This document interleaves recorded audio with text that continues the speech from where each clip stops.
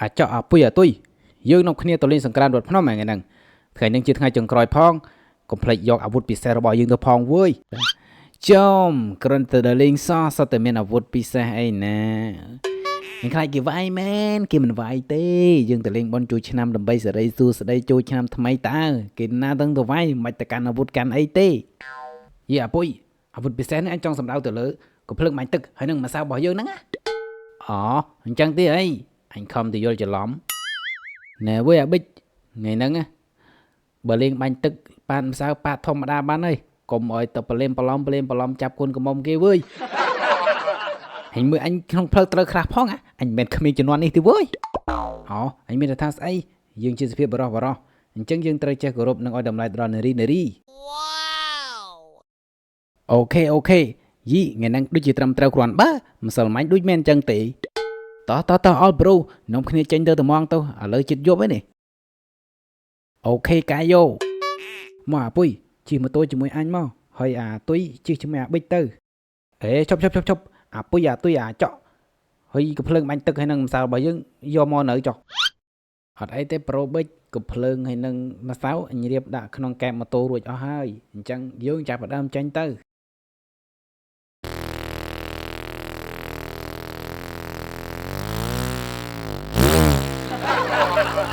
យីឆ្នាំនេះវត្តភ្នំសបាយខ្លាំងវ៉ាអេវ៉ាអេណែវើយអាពុយអាទុយបើខាងមុខមានស្រីស្អាតកុំភ្លេចកាកម៉ូតូប៉ាតម្សៅបាញ់ទឹកសិនវើយអូខេប្រូប៊ិចណែវើយគ្នាយើងនៅខាងមុខមានស្រីស្អាត2នាក់វើយអូខេអាចក់ឯងប្រហមម៉ូតូស្កាត់មុខសិនទៅចឹង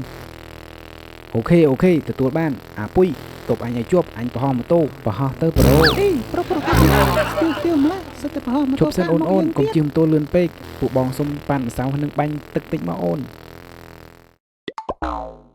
អេស្រស់ស្រីទៅណាតាន់ទៅវត្តបងសុំបាញ់ទឹកតិចមកថ្លៃតាន់ប៉ុណ្ណាហេអូនពួកបងសុំប៉ាន់ម្សៅតិចណាកុំប្រកាន់បងអីណាចាបងប៉ាត់មកចុះប៉ាត់តិចកុំប៉ាត់ខ្លាំងណាបងតែប៉ាត់បានហើយកុំឲ្យប៉ះអីផ្សេងណាបងហេបងសុំបាញ់ទឹកណាអូនហេអូនស្អាតអញ្ចឹងមានសង្សារនៅអូនយីបងបាញ់ទឹកឲ្យដឹងបាញ់ទឹកអត់មានមកសួររឿងសង្សារទេបងអរណយអើយសាច់សដល់ហើយសុំប៉ះតិចមកអូនយីបងញ៉ាញ់អីក៏ឆ្លើយម្លេះមិនបានចង់ប៉ះតពលគេអញ្ចឹងណែវើយប្រូប៊ិចបាញ់ទឹកឲ្យដឹងបាញ់ទឹកវើយបងបើចង់មកប៉ះតពលអូនមកបង20ឆ្នាំក្នុងគុកដោយដៃស្រីល្អមកបងមកប៉ាត់ម្សៅមកបាញ់ទឹកអូនមកបងអូនចាំឥឡូវកំពុងតែក្តៅបាទអូន